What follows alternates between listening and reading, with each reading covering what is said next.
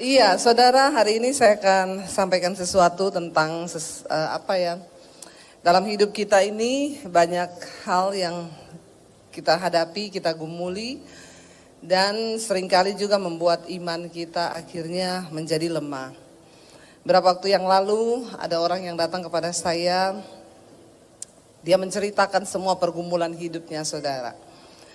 Ya, saya bilang, ibu ya berdoa, cari Tuhan. Saya sudah cari Tuhan, saya sudah berdoa, saya sudah begini. Ya, tapi mana saya tidak melihat janji Tuhan. Ini banyak sekali terjadi dalam kehidupan orang Kristen, saudara, yang merasa bahwa Tuhan itu lalai di dalam hidupnya. Kita baca dulu 2 Petrus pasal yang ketiga, ayat yang ke-9, saudara. 2 Petrus 3 ayat 9, firman Tuhan di sana berkata, ya, biarlah kita semua juga menjadi peringatan bagi kita, saudara. 2 Petrus 3 ayat 9, baca bersama, 1, 2, 3. Tuhan tidak lalai menepati janjinya, sekalipun ada orang yang menganggapnya sebagai kelalaian. Tetapi ia sabar terhadap kamu, karena ia menghendaki supaya jangan ada yang binasa, melainkan supaya semua orang berbalik dan bertobat.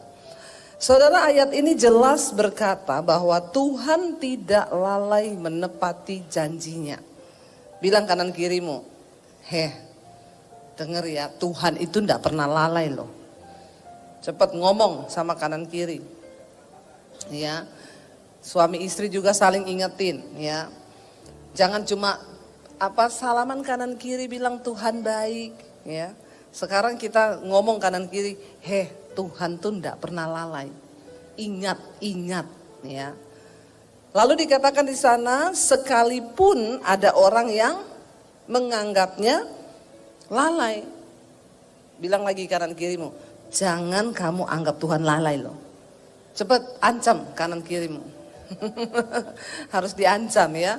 Jangan anggap Tuhan lalai loh. Ya, kenapa saudara?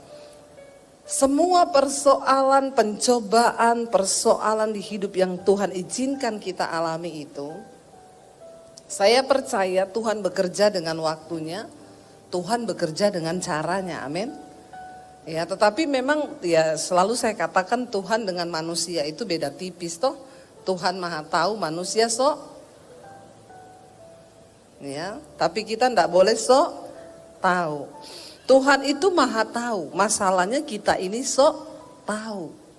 Kita pikir bahwa kita yang lebih tahu ya, waktunya kapan, ya caranya bagaimana. Kita pikir kita yang harusnya tuh kayak begini-begini loh, harusnya begini-begini. Saudara ingat kisah seorang panglima di Alkitab yaitu Naaman. Dia panglima tertinggi dari Raja Aram. Ketika dia kena kusta, saudara, lalu ada budak yang bekerja di rumahnya, orang Israel, bilang sama istrinya, sebenarnya kalau bapak mau pergi, ya itu di Israel ada seorang nabi yang bisa menyembuhkan. Lalu dia pamitlah kepada rajanya, izinkan aku pergi, aku ini mau berobat. Kemana? Ke Israel. Karena dia panglima tertinggi, waktu dia pamit, rajanya bilang, ya udah sekalian kamu bawa surat ya. Surat jalan. Saya tulis surat kepada Raja Israel. Loh sebenarnya kan ini bukan urusan kedinasan toh. Naaman ini kan hanya mau pergi ya berobat karena dia kena kusta. Tapi karena dia panglima tertinggi, akhirnya rajanya bilang bawa surat untuk raja di Israel. Mungkin maksudnya ya supaya lancar lah. Tapi dalam surat itu dia bilang, panglimaku yang namanya Naaman ini pergi untuk berobat ya, sembuhkanlah dia dari sakit kustanya. Ketika Raja Israel membaca surat dari Raja Aram, dia stres langsung. Dan Alkitab berkata dia mengoyakkan jubahnya. Lalu dia bilang, aku ini Tuhan kah?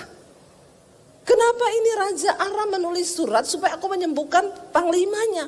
Dia ini pasti cuma cari gara-gara ini. Dia mesti mau perangi Israel lagi. Dia koyakkan jubahnya, itu tanda tidak berdaya.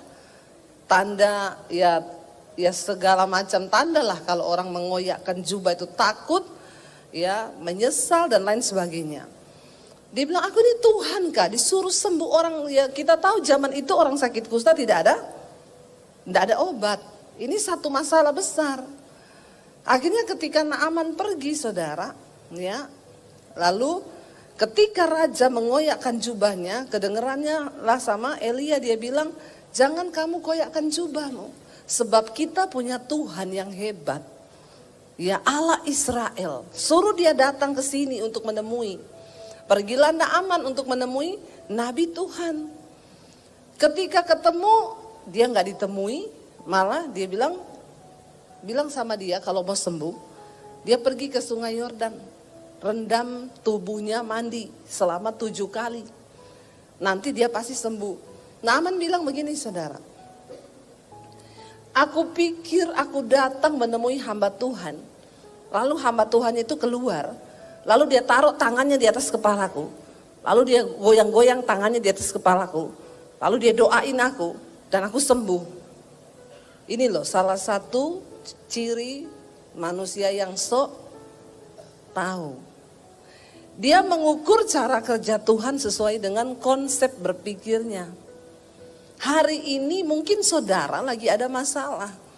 Ya, dan saudara belum melihat jalan keluar, saudara berpikir harusnya loh. Ya, aku ini tanggal ini butuh loh, harusnya loh Tuhan itu begini. Tapi kan kita nggak pernah tahu Tuhan itu bekerja sesuai waktunya dan juga dengan caranya, bukan cara kita. Naaman bilang harusnya loh dia keluar, pegang kepalaku, tumpang tangan, sudah aku pulang sembuh. Ngapain juga saya suruh pergi berendam di Sungai Yordan yang kotor itu? Di sini kan masih ada sungai yang lebih bagus, Sungai Damsyik, Sungai Parpar. Manusia itu sering sok tahu. Ya, sebenarnya apa bedanya sih kalau cuma Tuhan bilang pergi ke Sungai Yordan, ya udah pergi aja loh. Kok ya banyak alasan loh. Harusnya caranya bukan gini. Dia keluar aja tumpang tangan, aku sembuh. Terus juga kenapa ke Sungai Yordan? Kenapa bukan ini? Kenapa bukan itu? Saudara, seringkali kita juga punya roh Naaman, iya enggak? Ngaku enggak? Enggak ngaku. Jemaat HTE luar biasa semua ya. Semua nurut dan taat sama Tuhan. Ya, seringkali kita pun Tuhan harusnya itu begini loh. Harusnya itu begini loh caranya. Harusnya itu begini. Tapi saudara, mari ya supaya kita tidak menganggap Tuhan itu lalai. Ya sadarilah yang pertama, Tuhan bekerja dengan waktunya, dengan caranya. Ya, bukan cara kita, bukan waktu kita. Jalani aja. Tetapi memang banyak orang yang tidak kuat ketika menjalani proses itu. Ya, sebenarnya semua masalah itu ada time limitnya, saudara. Dan semua tergantung respon kita. Ya, saya percaya. Makanya sekarang kalau jemaat, Bu Debi, saya itu gini-gini. Sudah Bu, berdoa saja. Semua ada time limitnya kok. Ibu mau datang sama saya, mau cari Pak Victor juga, enggak ada guna. Kita enggak bisa tolong. Amin. Enggak usah menatap saya seperti itu. Ya. Nggak usah cari-cari pendeta, nggak usah cari-cari gembala, ada masalah cari gembala. Cari gembala itu kalau mau bawa oleh-oleh saja, amin. Lo ndak amin, ini malah ketawa. Ya, tiap ada masalah mau carinya pendeta, tiap ada masalah carinya Pak Victor.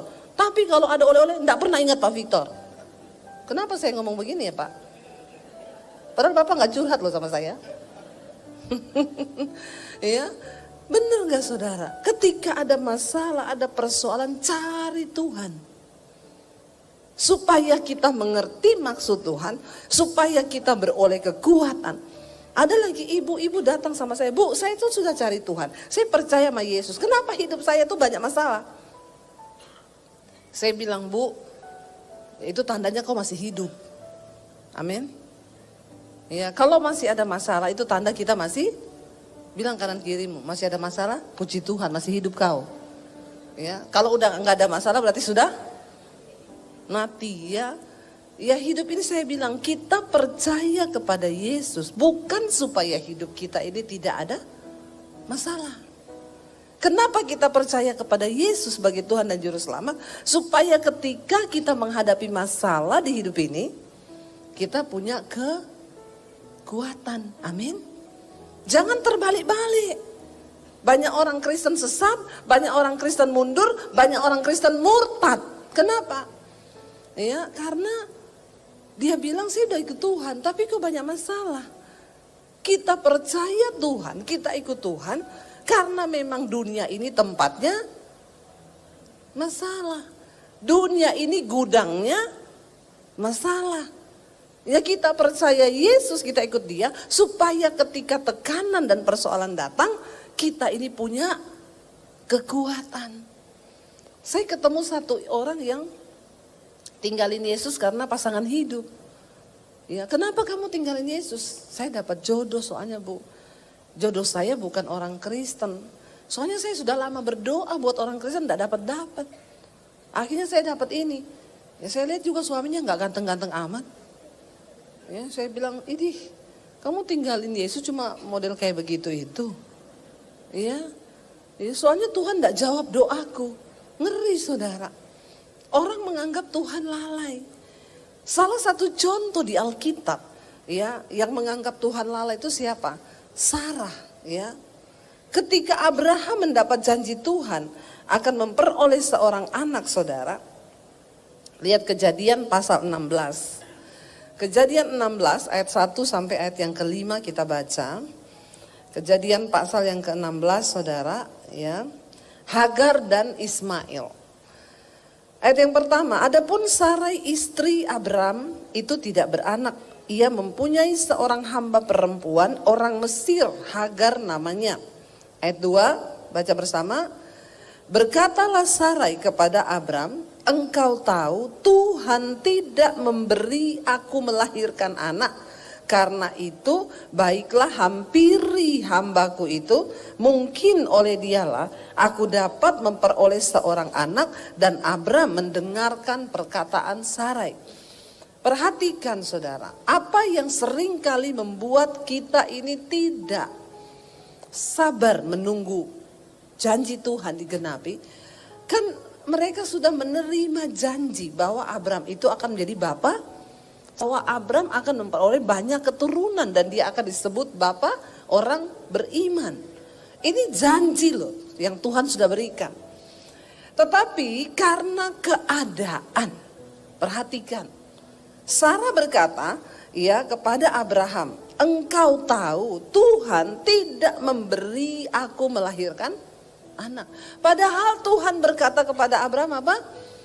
Aku akan menjadikan engkau bapa segala bangsa dan engkau akan punya keturunan.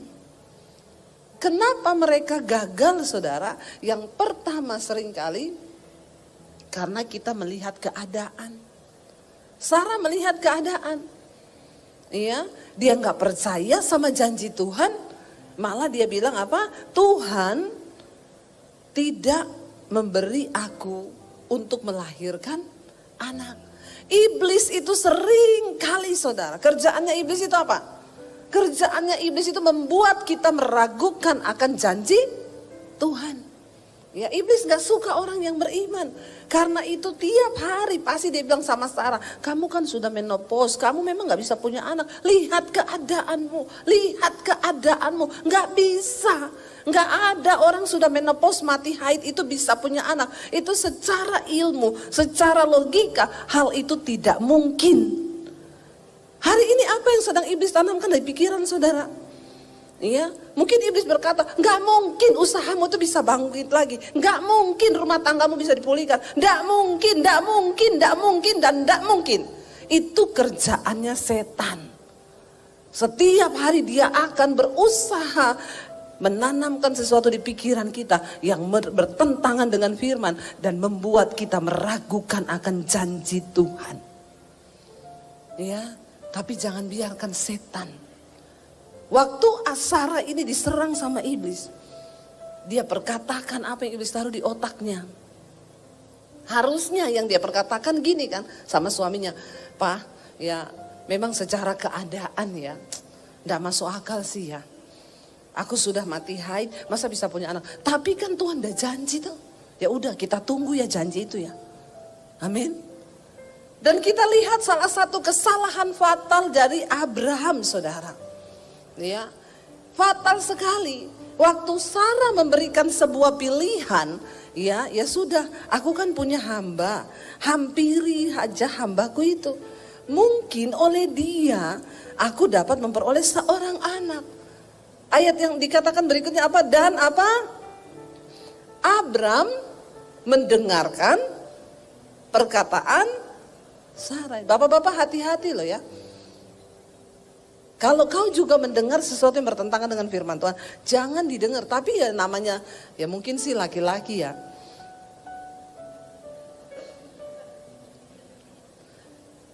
Kucing dikasih gereh. Ya enggak bapak-bapak? Ya, bilang aja iya gitu yang kenceng. Janji Tuhan gagal. Bukan gagal sih, tidak gagal. Janji Tuhan tetap ya dan amin. Tapi kesalahan fatal yang menggagalkan sebenarnya ini rencana yang sempurna. Jadi ada cacatnya. Ya karena di sini dikatakan akhirnya Abram itu diam aja loh. Harusnya kan ya saya baca ini kok Abram ini. Ya. Dan Abram mendengarkan perkataan Sarai. Malah dia bilang begini, dari dulu kek. Kenapa baru sekarang? Ya, harusnya dari dulu, udah tak tunggu-tunggu loh itu. Pret. Nah ini keluarnya pretnya ini. Iya. Loh saudara, orang Mesir yang paling jelek di Mesir itu, ya, paling cantik di sini. Ya. Jadi pembantunya Sarah itu yang namanya Hagar. Ya, cewek Mesir, hidungnya mancung. Bodinya tinggi, putih, cantik. 11-12 sama saya. Kok ketawanya mengejek ya? Kayaknya tidak rela ini ketawanya. Ya, iya saya tahu saya hidungnya mancung ke dalam. Yang penting ada lubangnya 2, bisa napas, amin. Tapi yang namanya Hagar itu cantik. Ya, makanya Abram juga menelan mentah-mentah perkataan istrinya. Ya coba sedikit kayak, jangan berpikir seperti itu ya. Tuhan marah loh. Kamu ini ada bikin dulu agak-agak drama gitu ya. 3 kali lah menolak. Lalu ayat Alkitab kan bilang, lalu besoknya Sarah membujuk Abram lagi. Ya, lalu Abram bilang, tidak istriku, aku mencintaimu. Oh itu drama Korea. Nggak jadi Alkitab nanti. Ya, mbok ya 3 kali ke dia menolak. Enggak loh, 1 kali saja istrinya ngomong. Dikatakan dan Abram mendengarkan perkataan itu. Apakah Tuhan lalai menepati janjinya? Keadaan, kenyataan yang membuat Sarai berpikir janji Tuhan tidak akan tergenapi. Keadaan seperti apa yang hari ini ada di depan matamu saudara? Tidak ada perkara yang mustahil bagi Tuhan. Apakah engkau berkata rumah tangga saya sudah hancur bu, suami saya nggak bertobat? Saya ketemu banyak orang. Bahkan di Kalimantan saya ketemu sudah cerai. Ketika ibu tuh ketemu saya, Bu Debbie saya mau berterima kasih bu. Kenapa? Karena saya dapat khotbah-khotbah ibu di YouTube. Saya dan suami sudah cerai. Tapi sekarang kami dipulihkan kembali bu. Sebab firman Tuhan itu. Ya dan amin.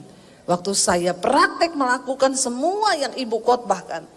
Tiap malam saya cari Tuhan, saya dengar mesbah doa, hidup saya dipulihkan. Saya bergumul untuk suami saya. Suaminya selingkuh, narkoba, ya, main tangan kasar sama istri. Semua orang berkata, ya pantas ceraikan saja, model laki-laki begitu. Keluarga semua mendukung, ceraikan saja. Itu bukan suami, setan itu. Tapi saudara, waktu dia tangkap janji Tuhan, dia dengarkan firman. Ketika saya khotbah saya bilang, selama engkau rindu untuk kehendak Tuhan digenapi atas rumah tanggamu. Satu orang saja antara suami atau istri yang mengimani firman Tuhan, tidak ada yang mustahil. Rumah tanggamu dapat dipulihkan. Dia tangkap janji Tuhan tuh, dia bergumul. Dia datang kepada saya, Bu, terima kasih. Sekarang saya dan suami saya menjadi jemaat Mesbah Doa. Kami dipulihkan, rumah tangga kami diberkati Tuhan. Suami saya sekarang mencari Tuhan. Kok gak ada yang tepuk tangan? Ini jemaat Semarang ini memang, ya, loh benar gak saudara? Gak ada yang mustahil. Gak ada keadaan yang tidak mungkin. Saya makan loh di Salatiga di restoran, tiba-tiba ada suami istri datang.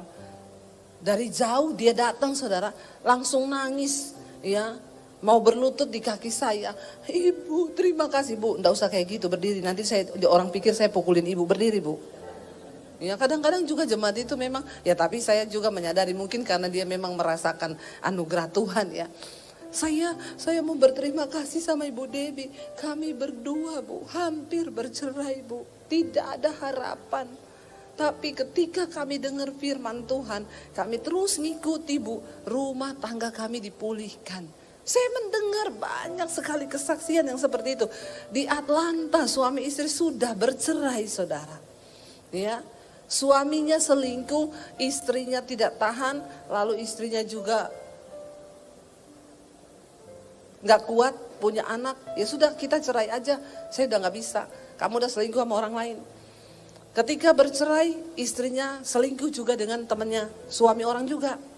Nih lingkaran setan nih begini nih. Akhirnya dia sampai hamil, dia gugurkan kandungannya.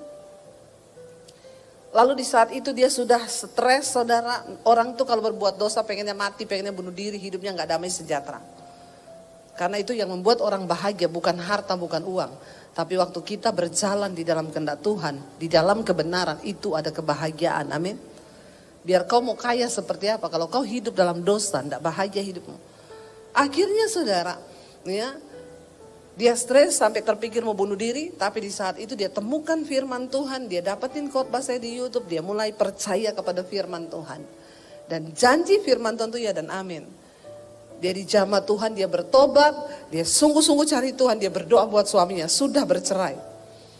Lalu suaminya balik kembali kepada dia, waktu saya pergi ke sana ketemu mereka sama-sama melayani Tuhan, dipulihkan Tuhan. Gak ada yang mustahil. Jangan lihat keadaanmu hari ini, tapi percaya kepada firman Tuhan, amin. Lalu akhirnya Abraham melakukan dan ayat 3 berkata, jadi Sarai, istri Abraham itu mengambil Hagar hambanya orang Mesir itu. Yakni ketika Abraham telah 10 tahun tinggal di tanah Kanaan. Lalu memberikannya kepada Abraham suaminya untuk menjadi istrinya. Abraham menghampiri Hagar, lalu mengandunglah perempuan itu. Ketika Hagar tahu bahwa ia mengandung, maka ia memandang rendah akan nyonyanya itu. Ayat 5, lalu berkatalah Sarai kepada Abraham, penghinaan yang kuderita ini adalah tanggung jawabmu. Ini juga memang kadang-kadang perempuan itu susah dipahami. Iya gak bapak-bapak? Bilang iya aja cepet, yang kenceng. Gak usah takut sama istrimu. Yang menyebabkan masalah ini siapa? Yang ngomong Abraham suruh tiduri Hagar siapa? Ya, giliran sudah hamil, ya jadi seperti ini, dia ngomong sama Abraham apa? Penghinaan yang kuderita ini adalah tanggung jawabmu, pret nggak? Ya, memang wanita itu ya sembarangan kalau ngomong, terus setelah gitu, ya kayak gitu, ditawari suaminya mau makan nggak? Nggak. Dihabisin sama suaminya. Loh kok gak disisain? Nah tadi kan saya tanya katanya gak mau makan. Ya tapi kan bukan gitu maksudnya. Mau saya disuapin, pret gak? Laki-laki itu salah terus ya. Gak apa-apa saya mewakili bapak-bapak. Nih contoh nih. Makanya istri hati-hati kalau ngomong. Kita nih harus kuat dalam firman, amin. Supaya tidak mencelakakan suami. Kasihan kan Abraham. Dia yang suruh tiduri Hagar. Setelah Hagar hamil, dia datang ngomong, penghinaan yang kuderita ini adalah tanggung jawabmu. Kasihan gak Abraham? Ya, akulah memang yang memberikan hambaku ke pangkuanmu. Tapi coba lihat, baru saja ia mengandung. Ia sudah memandang rendah akan aku. Tuhan kiranya yang menjadi hakim antara aku dan engkau. Pret nggak? Bawa lagi nama Tuhan. Dia yang suruh tidur itu Hagar. Dia bilang lagi Tuhan lagi bawa nama Tuhan yang akan menghakimi. Saudara ya, kita lihat di sini akhirnya sebuah kesalahan fatal terjadi hanya gara-gara keadaan yang membuat orang itu tidak percaya pada janji Tuhan.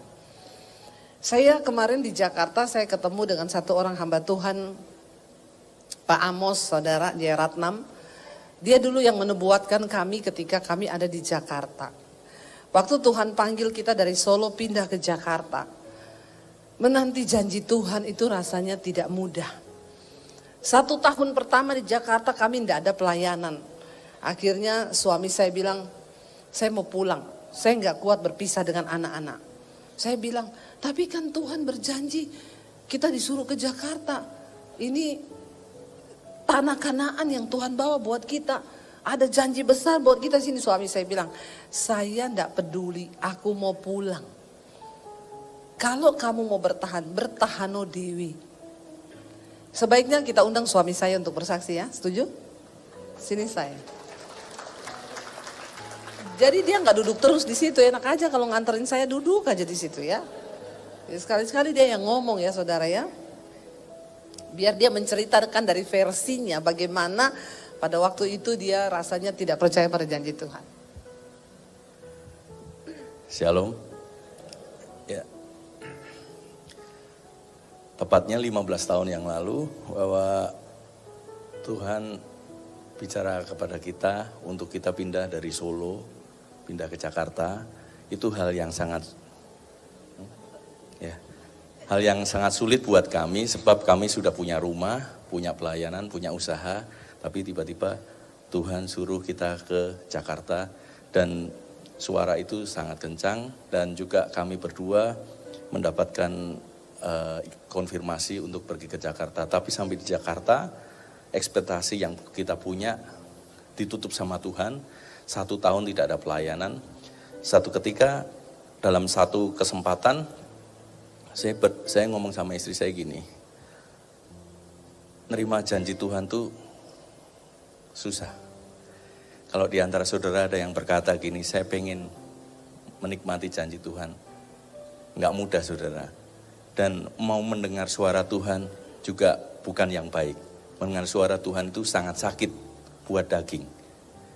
Saya dengar itu, saya merasakan waktu di Jakarta, setahun gak ada pelayanan, saya marah sama Tuhan. Tuhan bilang ada janji besar di Jakarta ini. Tapi apa yang kudapat, anak saya di Solo, kami harus berpisah. Dan maaf saudara, di Solo saya punya rumah yang ada AC. Di Jakarta kami ngekos yang tidak ada AC dan panas. Dan tidak ada pelayanan. Di situ titik terendah saya sampai saya marah sama Tuhan. Saya bilang gini, masa bodoh dengan janji Tuhan. Yang terjadi di dalam hidup saya semakin merosot, semakin habis. Dan anak saya di Solo. Waktu itu saya udah memutuskan sama istri saya mau jadi Yunus. Padahal nama saya Daniel. Saya memutuskan saya mau jadi Yunus. Tuhan bilang kepada Yunus bahwa Yunus suruh pergi ke Nineveh. Tapi apa yang dilakukan Yunus gak mau, dia pergi ke Tarsis. Itu saya ngomong sama Tuhan gitu, Tuhan saya mau jadi Yunus. Tuhan bilang kita suruh menetap di Jakarta, tapi saya gak mau, saya akan pulang ke Solo. Dan saya tahu tentang cerita tentang Yunus itu, dan saya ngomong sama istri, nanti kalau ikan besar datang, saya baru bertobat. Karena saya tahu firman-Nya kan. Jadi itu karena titik terendah saya udah ngomong minggu depan kalau tidak terjadi apa-apa, saya akan pulang ke Solo. Saya ngomong gini, masa bodoh dengan janji Tuhan. Istri saya tetap berdoa, saya cuekin. Tiba-tiba teman saya telepon, bro, ada KKR besar, kita butuh pemain musik nih, lu bisa bantu kita nggak? Saya cuman oke. Saya jujur waktu itu cuman mau pelayanan, maaf, cuman saya mau terima, hari itu saya mau terima PK dan saya pulang ke Solo. Kemudian KKR apa? Ini ada hamba-hamba Tuhan besar nih. Di KKR besar tuh ada hamba-hamba Tuhan yang penubuat kamu nanti main musik. Oke, saya main musik. Kemudian singkat cerita saya nggak peduli apa, saya cuma main musik aja selesai. Waktu itu kan hamba-hamba Tuhan setelah firman mereka ada di depan 4 orang hamba Tuhan dari Amerika, Bill Heyman, terus dari Jepang, terus kemudian dari Asia Pak Amos Jaratnam. Dan selesai ibadah minta dinubuatin karena itu ibadah bisnismen semua. Nah waktu pas nubuatan istri saya single situ. Ini saatnya kita minta suara dari Tuhan, nubuatan. Saya bilang gini, bisa nubuat sendiri kok, ngapain harus sama hamba Tuhan itu. Karena saya sudah masa bodoh saudara, saya masa bodoh dengan janji Tuhan, saya nggak mau dengar suara Tuhan. Tiba-tiba, ya sekali ini aja, yuk kita minta. Yaudah saya milih yang made in Amerika. Saya nggak mau yang Asia mah biasa. Saya minta yang made in Amerika, Bill Heyman, lebih talk chair. Nah yang Bill Heyman ngantrinya banyak saudara. Yang Asia cuman sedikit. Kemudian kita udah ngantri, persis dengan posisi ini saya pakai baju hitam putih karena saya pelayan Tuhan. Sudah mau deket, mau dinubuatin, saya ditarik sama Aser. Kamu kan pemain musik, tolong ke belakang dulu, antrinya di belakang. Padahal saya udah deket, saya langsung gini, nggak usah. Saya kecewa, saya gini, cuman mau minta nubuatan, disuruh mundur lagi. Karena ini pengusaha-pengusaha kan, mereka beli meal tiket, saya enggak. Saya kecewa, Tuhan saya cuman mau minta nubuatan aja, digeser. Saya kecewa, terus kemudian saya enggak mau. Saya duduk di musik lagi, kemudian Pak Amos Jaratnam kan sepi, karena dia Asia, sepi dia udah selesai. Kemudian Pak Amos duduk di panggung. Teman saya bilang gini, itu Pak Amos nganggur. Saya udah kecewa yang tadi Amerika, yang ini Asia, ya udahlah saya Asia. Karena nggak ada pilihan. Saya ketemu sama Pak Amos, saya minta didoakan, dinubuatkan. Dia bilang gini, sorry ya saya capek sekali. Dia sambil itu kecewa saya yang kedua, Tuhan Yesus tolong. Yang tadi Amerika saya kecewa, yang kedua ini tambah mengecewakan. Terus dia tanya, kamu suami istri? Iya, suami istri. Kemudian kamu gandeng tangan, aku doa biasa aja ya, nggak usah nubuatan. Tapi kalau Tuhan bicara, saya akan bicara. Baru kita gandeng tangan, dia pegang tangan saya, dia bangkit berdiri. Set. Saudara, saat itu benar-benar Tuhan kayak ngomong kepada saya. Titik terendah saya yang waktu saya tidak mempercayai janji Tuhan. Di situ Tuhan ngomong, semua yang apa yang di benak pikiran saya, Tuhan tegur saya. Waktu itu saya berpikir, Tuhan, manusia siapa yang bisa tolong saya di Jakarta ini? Dan suara Tuhan sangat kencang. Saya ditunjuk sama Pak Amos. Saya yakin itu bukan Pak Amos, tapi suara Tuhan. Dia bilang gini, kamu baru berpikir manusia siapa yang mau tolong kamu. Bukan manusia, aku Tuhan. Yang kedua dia bilang gini, kamu baru berpikir mau mundur dari tempat ini. Jangan sekali-sekali mundur satu langkah pun. Sebab aku Tuhan yang ada di depan. Dan yang ketiga dia bilang, ada perkara yang sangat besar sekali untuk kalian ada di Jakarta ini. Terus yang keempat, ini yang membuat saya tambah nangis. Anak-anakmu aku yang pelihara. Saya kan baru berpikir anak saya waktu itu di Solo, dan Jakarta, anak-anakmu aku yang pelihara. Dan 4 hal itu membuat saya semangat, saudara. Dan peristiwa itu kami alami janji Tuhan, bukan terus besoknya tiba-tiba langsung jadi Superman. Wow, saya jadi enggak. 13 tahun kami melewati itu. Dan janji Tuhan mulai ditepati 13 tahun. Dan di dalam masa 13 tahun itu bukan hanya enak-enak saudara, kami ngalami yang namanya roller coaster bersama Tuhan. Tapi yang penting janji Tuhan yang membuat saya semangat waktu itu. Saya melayani hingga 13 tahun kami menerima janji Tuhan itu. Saya ajak saudara, jangan lupakan Tuhan. Jangan lupakan janji Tuhan. Mungkin saat ini keadaan saudara ada yang bilang, mana Tuhan?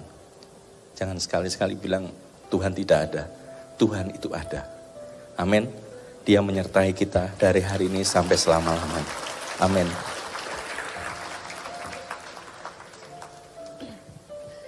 Iya, saudara, jadi memang ya bagi laki-laki dan perempuan itu berbeda. Ya, kalau laki-laki itu kan semua dengan logika ya. Di mana ini, mana janjinya, mana. Ya, waktu dia ajak pulang saya bilang, ya tapi kan kita ini sudah dapat peneguhan kita di Jakarta. Dia bilang ya imanmu nyampe, ya imanku enggak nyampe. Jadi kamu kalau mau bertahan, bertahan sendiri, aku mau pulang. Ya, jadi kisah ini saudara, saya cerita waktu kami diundang makan sama Pak Rudi Tanu. Jadi ibadah KKR malam itu yang buat adalah Pak Rudi Tanu, itu kakaknya Pak Hari Tanu. Saya waktu itu ceritanya kami diajak makan ya beberapa waktu yang lalu. Lalu beliau bersaksilah dengan istrinya, kami diberkati dengan khotbah-khotbah ibu. Ya, kami dengerin sekarang setiap hari dengerin khotbah ibu, denger mesbah doa. Terus dia bilang, Bu, ibu itu ada bersaksi saya dengar waktu ibu di Jakarta, ibu mau coba masukin khotbah di salah satu TV swasta, itu di mana ya Bu? Yang diminta bayar 60 juta, saya bilang di Indovision Pak. Maaf tolong ya, diedit ya, gitu ya. Dia bilang, saya sudah duga itu kan punya saya Bu. Ya, tapi kenapa ibu diminta bayar, itu harusnya gratis. Ya, terus dia bilang, iya kenapa ibu gak hubungi saya? Pak, waktu itu bapak gak kenal saya. Terus saya kita cerita tentang cerita kita ini, kita KKR di Hotel Melia waktu itu. Dia bilang loh, di Melia ada Amos Jairatnam, ada Bill Hammond, itu kan saya Pak yang bikin acaranya. Terus saya bilang, iya Pak, oh iya ya Pak Rudi Tanu ya. Saya waktu itu cuma tahu pokoknya keluarga Haritanu lah yang buat acara itu. Saya bilang, itu suami saya main musik, saya singers loh Pak. Terus, oh ibu kok gak datangi saya? Bapak gak kenal kita ya Pak? Waktu itu saya naik motor sama suami pelayanan di Jakarta. Bagaimana mungkin Bapak kenal kita? Ya sekarang aja karena Bapak udah kenal kita. Ya saudara, tapi tidak mudah. Menanti janji Tuhan itu, saya akhirnya bilang sama suami saya gini, ya udah kalau kamu mau pulang, ya saya bilang Tuhan, saya kan istri. Alkitab bilang istri itu tunduk sama suami. Ya jadi kalau suami saya mau pulang, ya saya ikut Tuhan. Tapi kalau Tuhan mau berkara, ya Tuhan berperkara dengan dia. Saya tahu KKR itu malam itu bukan secara kebetulan, tiba-tiba suami saya ini kan main piano. Saudara tahu malam itu dia diajak main musik apa? Pak, ini yang pegang keyboard sudah ada Pak, yang tidak ada ini yang main bass. Nah suami saya itu kan pemain piano, dia bassnya itu bisa sih, cuma nggak fals aja tapi nggak pinter. Terus Pak Daniel bisa kan main bass, diiyain sama dia. Loh itu kan hal yang nggak mungkin, hal yang nggak masuk akal kan. Tapi kalau kita itu berserah sama Tuhan, saya tahu Tuhan itu cari kita dengan caranya bagaimana dia harus meneguhkan. Terus akhirnya ditanya juga, istrimu nganggur enggak? Singer sekalian ya. Saya disuruh jadi singer. Ya memang saya juga nggak ada pelayanan ya, saya juga ya udah ayo kita namanya pelayanan ya. Dan waktu itu saya bilang, ini kan nabi-nabi nih yang datang. Tapi waktu itu nabi dari Semarang nggak diundang Pak Victor Purnomo. Karena ini nabi di Semarang saudara ya. Terus saya bilang, kita maju yuk minta nubuatan yuk. Lah dia tuh kan yang kayak gitu-gitu, kita kan bisa bernubuat sendiri, wong sama-sama sama Tuhan. No. Enggak, saya bilang, ini kita butuh suara Tuhan yang audible lewat orang. Yang bisa kita dengar dengan telinga, dan ini orang kan enggak tahu kita ini siapa. Ya, makanya ketika saya panggil, ya kita pilih yang mana? Dia bilang yang made in USA. Bill Hammond. Udah baris antri-antri suruh mundur. Mundur dulu pemain musik, mundur. Ini ada pengusaha yang mau masuk. Akhirnya saudara, dia bilang enggak usah kan, apa aku bilang? Enggak usah minta-minta nubuatan, bernubuat dewi wai. Ya udah kita duduklah pulang, saudara saya disuruh. Ya udah kita balik aja yuk, balik. Nah setelah itu terus teman saya bilang, itu Pak Amos nganggur loh. Ya jadi saudara, udah gitu dia bilang lagi, saya doa biasa aja ya, enggak usah bernubuat ya. Lah orang mau cari nubuat malah Memang ya itulah iblis ya. Selalu iblis itu memang berusaha dengan lewat perkataan orang, lewat ini ngomong, saya enggak usah bernubuat ya, doa biasa ya. Doa biasa ngapain kita, wong kita ini mau minta suara Tuhan loh. Akhirnya dia bilang ya udah, tapi kalau Tuhan mau sampaikan sesuatu saya sampaikan. Kita baru berdiri gandeng tangan, dia langsung berdiri. Langsung suami saya ditunjuk. Kamu lagi berpikir manusia siapa yang menolong kamu? Kamu lagi berpikir siapa yang akan gini. Aku Tuhan yang memanggil kamu, Tuhan yang setia. Aku yang akan menggenapi. Ya terus jangan mundur satu langkah pun. Soal anak-anakmu, bagaimana kita nggak nangis saudara, kita nggak cerita apa-apa loh sama dia. Bagaimana dia bisa tahu terang benderang, tapi itulah saya bilang Tuhan. Ya. Akhirnya kami bertahan, ya benar seperti suami saya bilang, ketika bertahan bukan berarti besok tiba-tiba semua digenapi, perkara besar datang 13 tahun. Kalau saya cerita 13 tahun penantian akan janji Tuhan. Dengan air mata, sampai akhirnya rumah kita di Solo kejual. Tapi kita cuma pegang perkataan Tuhan itu, jangan mundur satu langkah pun. Mau ambil keputusan jual rumah di Solo karena memang panggilan Tuhan di Jakarta. Tapi waktu itu saya bilang ya mungkin Tuhan suruh kita jual rumah supaya nggak kepikiran pulang-pulang Solo lagi dong. Kalau masih ada rumah kan pulang, masih ada rumah, pulang, masih ada rumah. Iya. Jadi ya udahlah kita jual hanya untuk bayar kontrakan di Jakarta, jual rumah di Solo. Ya kita minta tanda lagi, Tuhan jual kalau 1 bulan kita iklanin di koran ada yang beli berarti itu dari Tuhan. Enggak 1 bulan, 3 hari. Ya begitu iklan langsung orang telepon. Saudara, waktu itu kami berpikir Tuhan lalai menepati janjinya. Mungkin hari ini juga di antara saudara banyak yang berpikir bahwa aduh kok kayak gini terus saya enggak mendapat janji Tuhan. Tapi Tuhan bilang begini, sekalipun banyak orang menganggapnya sebagai kelalaian. Tapi apa? Ia sabar terhadap kamu. Tuhan sabar terhadap kita. Karena ia menghendaki supaya jangan ada yang binasa. Melainkan supaya semua orang berbalik dan bertobat. Kenapa Tuhan itu memberi waktu kepada kita masing-masing? Saya 13 tahun harus menunggu. Ya di Jakarta. Tapi kalau di flashback dari awal saya terima Yesus itu panjang perjalanannya. Ya. Bagaimana melihat janji Tuhan itu digenapi panjang ya. Baru 13 tahun. Saya dari terima Yesus itu udah puluhan tahun saudara. Tapi kenapa Tuhan dikatakan dia sabar? Sekalipun kita bilang Tuhan, ya saya juga dulu pernah bilang Tuhan kok janji Tuhan itu tidak digenapi-genapi ya. Dulu saya keluar dari rumah, Tuhan bilang berbahagialah kamu jika kamu meninggalkan ayahmu, ibumu, rumahmu, ladangmu. Engkau akan memperolehnya lipat kali ganda. Rumah 1 tok aja di Solo dijual. Karena ikut panggilan Tuhan. Bagaimana memperolehnya lipat kali ganda? Mana janji Tuhan itu? Kita aja kehilangan rumah yang cuma satu-satunya. Ya, tapi saudara, kenapa Tuhan itu sabar terhadap kita sekalipun? Tuhan ya, saya beberapa kali juga dulu merasa Tuhan tuh lalai loh. Saya jujur di depan saudara. Saya hamba Tuhan tapi saya juga manusia biasa yang masih bisa lihat keadaan. Yang masih merasa tertekan ketika menghadapi persoalan. Saya jujur, tapi saya minta ampun lagi. Dan saya bilang Tuhan ampuni aku Tuhan.